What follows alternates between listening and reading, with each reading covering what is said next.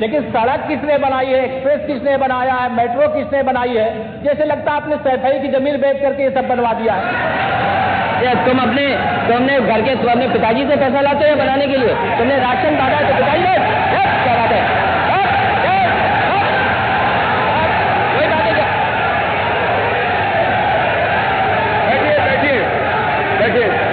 अभी बैठे राजेश जी, अभी बैठे सब लोग, बैठे अभी बैठे, अभी बैठे सब लोग, नेम जी बैठे, राजीव बैठो।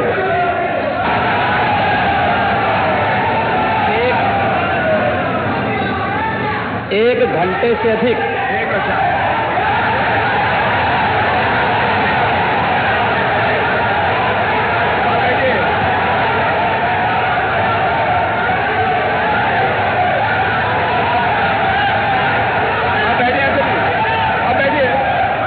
माननीय अध्यक्ष जी, नेता सदन खड़े हैं माननीय, आप अनुमति दे चुके हैं, उसके बाद ये शोर शराबा ठीक नहीं है, ये उचित बात नहीं। अध्यक्ष जी, 1 घंटे से अधिक पूरा सदन माननीय नेता प्रतिपक्ष को सुनता रहा। बड़ी शालीनता के साथ उन्होंने अपनी बात कही। विपक्ष के नेता का जो दायित्व था, उन्होंने अपने कर्तव्यों का निर्वहन किया, हम लोगों ने सुना। इस सदन में और सरकार के उप मुख्यमंत्री अपनी बात को रख रहे हैं, बीच में रनिंग कमेंट्री का मतलब क्या है? और दूसरा, एक सम्मानित नेता के खिलाफ असभ्य शब्दों का प्रयोग हो, तो शब्द का प्रयोग हो, तो ठीक नहीं है। और मैं बड़ी विनम्रता से कहूंगा नेता प्रतिपक्ष को कि आपको इतना उत्तेजित नहीं होना चाहिए। देखिए, सफाई की बात नहीं कर रहा हूं मैं, सवाल सफाई का नहीं है। देखिए, हम लोग भी जो विकास कार्य करा रहे हैं, या आपकी सरकार के समय जो विकास कार्य हुए होंगे, ये हमारी ड्यूटी थी। सरकार होती है और हर सरकार को अपनी उपलब्धि को कहने का अधिकार है। माननीय उप मुख्यमंत्री जी ने बिल्कुल सही कहा कि विकास, आपने कहा, आप विकास की जब चर्चा हुई तो उन्होंने जो बातें कही बिल्कुल ठीक ढंग से की थी। आपके यहां के दूसरे नेता या जब माननीय उप मुख्यमंत्री का यहां पर भाषण संपन्न होता, उसके बाद अपनी बात आप लोग कह सकते थे। लेकिन देखिए, मैं कल भी देख रहा था, कल माननीय वित्त मंत्री जब यहां पे जवाब देने के लिए खड़े हुए,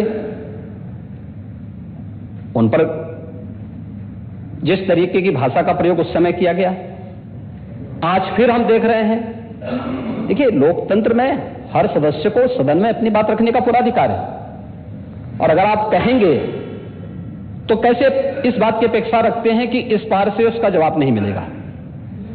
पूरे 1 घंटे से अधिक समय तक पूरा सदन और खासतौर पर सत्ता पक्ष से जुड़े हुए सभी मान्य सदस्यों ने आपकी बात को बहुत ध्यान से सुना। देखिए, सहमत होना ना होना अपना विषय है, नहीं, सवाल दूसरा नहीं। देखिए, सवाल, देखिए, सफाई भी इसी प्रदेश का हिस्सा। अध्यक्ष महोदय, सवाल ये नहीं है, मैं सुनने को तैयार हूं। अच्छा, मुख्यमंत्री बोल रहे हैं, सफाई भी तो इसी प्रदेश का हिस्सा है। नहीं, सफाई, देखिए, भाषा आप उसको बाद में बोल सकते हैं। देखिए, हमारी सहमति असहमति हो सकती है। देखिए, हमारी असहमति असहमति हो सकती है किसी बात पर, हम बाद में इस बात को करेक्शन करा सकते हैं। लेकिन तो मैंने शब्द का प्रयोग नहीं किया जाना चाहिए, और किसी भी असभ्य भाषा का प्रयोग नहीं होना चाहिए। और मैं माननीय अध्यक्ष जी से अनुरोध करूंगा कि अगर इस प्रकार की शब्दावली प्रोसीडिंग का हिस्सा बनी है तो कृपया उसको हटवा दें, क्योंकि ये गलत परंपरा होगी और मैसेज का देश के अंदर खराब जाएगा। हमें हमेशा इस बात को ध्यान में रखना होगा, सदन की मर्यादा का ध्यान हर हाल में बनाए रखना होगा।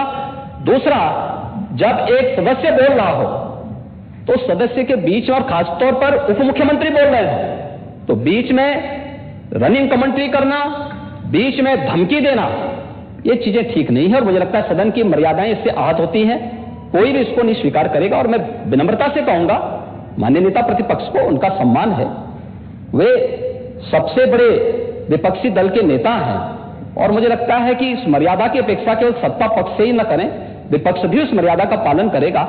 तो दोनों का सम्मान बना रहेगा, और ये सम्मान दोनों का बना रहे। देखिए, सहमति और सहमति लोकतंत्र की ताकत है, या आवश्यक नहीं। हम ये नहीं कहते हमारी बात से सहमत हूं, या मैं ये भी नहीं कह सकता कि मैं आपकी बात से सहमत हूं। जब मेरी बारी आएगी, मैंने तो पूरे 1 घंटे तक आपकी बात को सुना। मेरी बारी जब मेरे दल की ओर से मेरी बारी लगाई जाएगी, मैं उस दिन अपनी बात को यहां पे रखूंगा। मैंने आपके पूरे भाषण को इसीलिए सुना ही नहीं, प्रोसीडिंग मंगाऊंगा, फिर देखूंगा, उसका पूरा जवाब भी दूंगा यहां सदन पे। और मैं उम्मीद करूंगा कि सभी विपक्षी नेतागण उस दिन यहां पर हमारी बात को भी सुनेंगे।